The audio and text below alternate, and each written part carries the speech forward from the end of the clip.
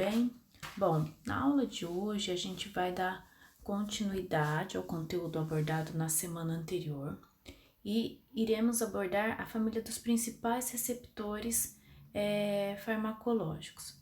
Bom, quando nós falamos dos receptores farmacológicos, os principais tipos de receptores são os receptores acoplados a canais iônicos. Esses receptores eles são chamados também de receptores ionotrópicos ou receptores do tipo 1.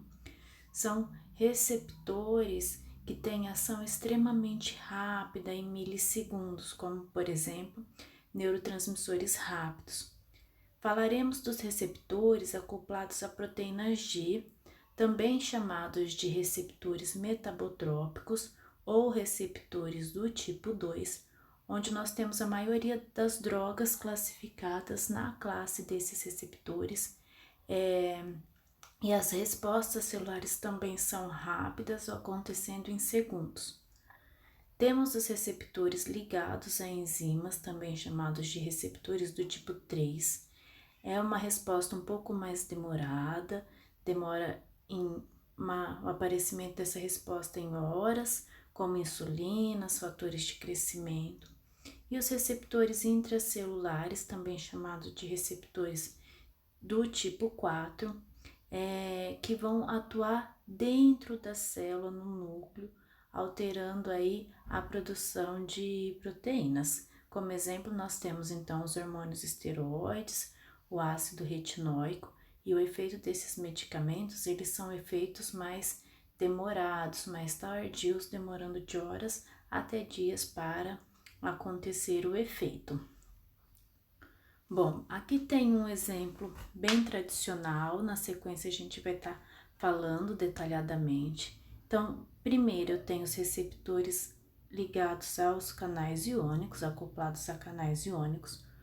Em verde nós temos o receptor, em rosa o fármaco. Quando o fármaco se liga, automaticamente ocorre a abertura do canal iônico, que pode influenciar em uma hiper ou uma despolarização de membrana, ocasionando então os efeitos celulares. Nós temos os receptores acoplados à proteína G. Esse receptor, quando o fármaco se liga, ele vai ativar a proteína G. Essa proteína G ela pode estar promovendo a abertura de um canal iônico, como ela pode estar ativando segundos mensageiros para que ocorra então os efeitos celulares. Temos os receptores ligados a quinases, a enzimas. Então, quando o fármaco se liga nesse receptor enzimático, vai acontecer fosforilações de proteínas que vai ocasionar então os efeitos celulares. E por último, os receptores nucleares ou receptores intracelulares, que eles precisam penetrar a membrana celular, eles se ligam ao seu receptor, eles entram no núcleo da célula e eles vão estimular ou bloquear a transcrição de determinada proteína, ocasionando assim os seus efeitos celulares. Bom, a gente vai começar a falar de uma forma mais detalhada dos receptores acoplados aos canais iônicos. Então, primeiramente, o que nós precisamos lembrar é que o receptor ele vai estar na nossa membrana plasmática e quando houver a ligação do fármaco aqui em vermelho, esse fármaco ele vai promover a abertura de um canal iônico. Então, houve a abertura desse canal iônico, entrou nesse exemplo sódio, consequentemente nós temos um efeito farmacológico. O exemplo que foi colocado aqui para vocês é o exemplo do receptor nicotínico que existe no músculo, que quando a acetilcolina, que seria o ligando, ela se liga nesse receptor nicotínico, promove então a abertura dos canais de sódio. O sódio entra, a célula ela fica então despolarizada, vai ocorrer então a contração do músculo esquelético. Então, é o exemplo de receptor acoplado ao canal iônico. Essa resposta ela é extremamente rápida, ocorre em milissegundos. Bom, aí nós temos os receptores acoplados à proteína G. Bom, quando eu falo em receptores acoplados à proteína G, o fármaco se liga no receptor no domínio extracelular, ou seja, na parte que fica do lado de fora da célula, e esse domínio ele interage com a parte intracelular, onde vai ter a proteína G ligada. Há vários tipos de proteína G, isso vocês já estudaram em fisiologia, onde nós vamos destacar aqui, por exemplo, a proteína GS, que é uma proteína G estimulatória. Quando ocorre a ativação dela, abre canal de cálcio, ativa adenilato ciclase, consequentemente nós teremos um potencial de ação, né? Nós temos a proteína G1, GI, né? A proteína GI, ela é uma proteína G inibitória, ela estimula a abertura de canais de potássio, então ela promove uma hiperpolarização de membrana, inibe adenilato ciclase, por isso que ela é uma proteína inibitória. Nós temos a proteína GQ, que é uma proteína que ativa a fosfolipase C. Todas essas proteínas G, elas são compostas por 3 subunidades. A subunidade alfa, que se liga ao trifosfato de guanosina, que é o GTP, e as subunidades beta e gama, que vão estar ligadas também à subunidade alfa. Bom, então aqui na sequência, a gente consegue observar como que esse processo ocorre. Então, vamos supor que o paciente está recebendo uma medicação, né? Ela se liga aqui no seu receptor e quando ocorre a ligação do fármaco ao receptor, a primeira coisa que vai acontecer é que essa proteína, ela vai liberar o GDP e vai se ligar ao GTP. Essa ligação com o GTP, ela é uma ligação muito forte, e isso vai causar uma dissociação da subunidade alfa à subunidade beta e gama. Então, observem aqui abaixo que a subunidade alfa, ela se desligou aqui da subunidade beta e gama. Quando ela se desliga, ela vai junto à enzima adenilciclase ativa, que vai então converter o ATP em AMP, e isso vai gerar diversas atividades celulares, tá? Então, ela pode estar estimulando a abertura de canal iônico, ativando proteínas transportadoras, ativando vários substratos enzimáticos, ou seja, propagando assim a ação farmacológica. Bom, daí nós temos também os receptores que são ligados às enzimas. Essa é uma família também complexa, com várias subunidades, com vários tipos enzimáticos. Quando esses receptores eles são ativados, vai acontecer uma alteração conformacional, e isso vai induzir, então, a uma resposta celular. Bom, como exemplo aqui, eu coloquei para vocês o receptor de insulina, tá? O receptor de insulina, ele é um receptor ligado à tirosinase, né? Então, quando a insulina, ela se liga, ela vai ativar a ação da enzima tirosinase, e essa enzima tirosinase, ela vai desencadear sua autofosforilação. E essas unidades que foram fosforiladas, elas vão fosforilando outras proteínas, outros substratos, e assim vão desencadeando todos os efeitos da insulina.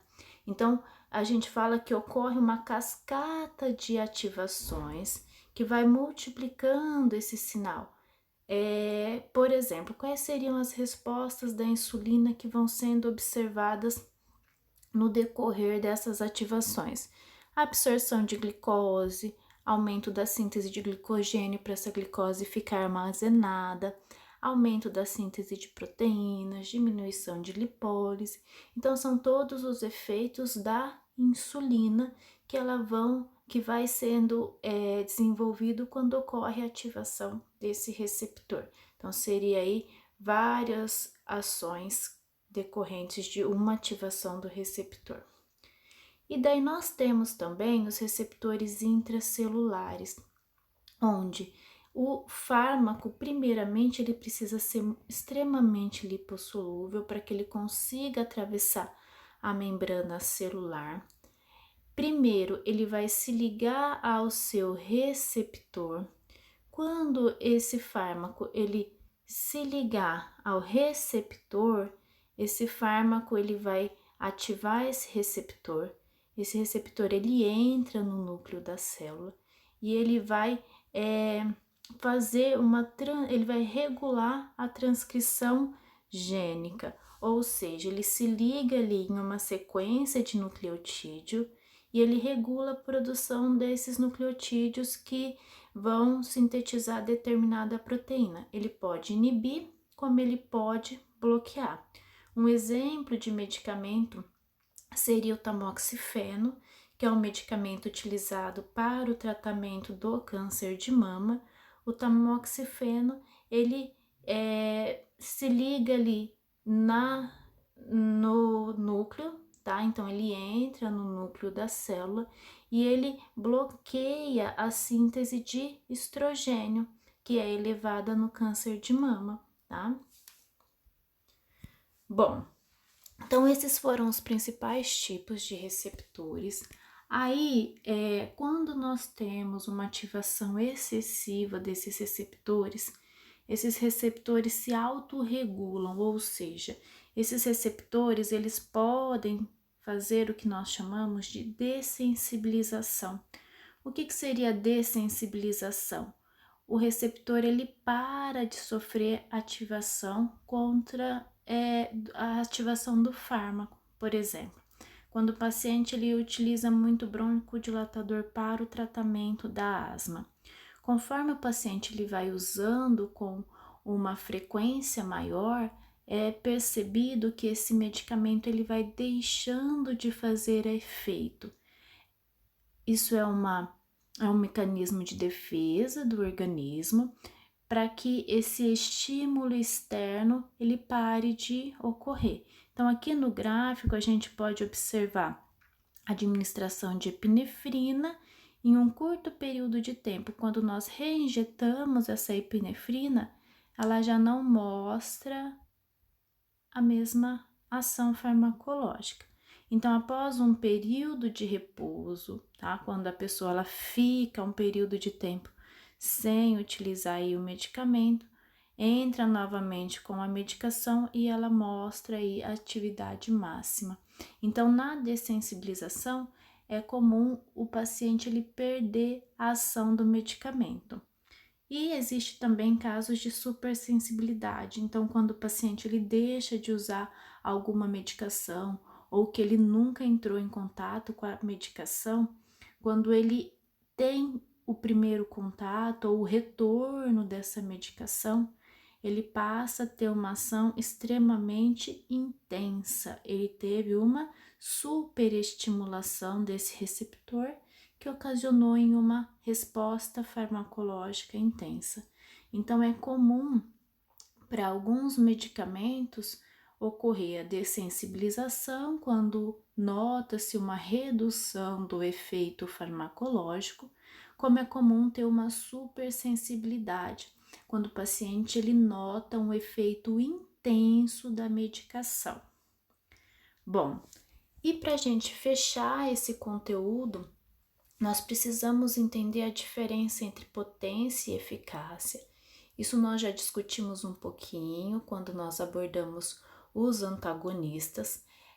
Todas as vezes em que nós falarmos em potência, a potência nós iremos verificar o que? A dose do medicamento. Então, é a medida da quantidade do fármaco necessária para produzir um efeito na mesma intensidade ali. Então, eu vou comparar compostos da mesma classe farmacológica, qual que eu utilizo uma dose menor e eu tenho um efeito maior. Então, a potência, ela verifica a dose. Quando eu falo de eficácia, é o grau da capacidade do fármaco de produzir uma resposta desejada, independente da dose, tá? Ele está relacionado ali com a capacidade intrínseca, com a capacidade de produzir uma ativação. Então, aqui eu mostrei, através desse gráfico, a comparação de potência e eficácia. Então, lembra que potência é dose, eficácia a intensidade. Bom, eu falo para vocês que o fármaco X é mais potente que Y e Y é mais potente que Z. Por quê? Porque para obter a resposta farmacológica, X eu uso em menor dose que Y. E o Y eu uso em menor dose do que o Z.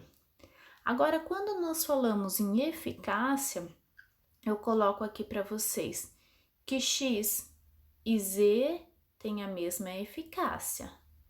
Eles atingem um pico de ação maior. Enquanto que Y, ele tem uma eficácia menor. Se eu aumentar a dose de Y, pode ser que ele nunca vai atingir a mesma resposta de X e Z, por ser um fármaco com ação parcial e não total. Nesse outro gráfico aqui, a gente também consegue observar que o fármaco A, ele é mais potente que B, porém eles têm a mesma eficácia. Enquanto que o fármaco C, ele é menos potente e menos eficaz. E essa última curva aqui, ela mostra o agonista sendo bloqueado pelo antagonista.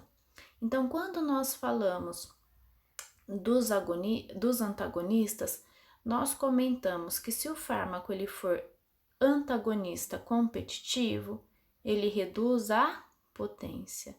Então, na mesma dose, ele não tem o efeito terapêutico desejado, porém, se eu aumentar a dose desse agonista, ele volta a ter a capacidade de ativação intensa. Quando eu falo do fármaco antagonista não competitivo, a ligação é irreversível.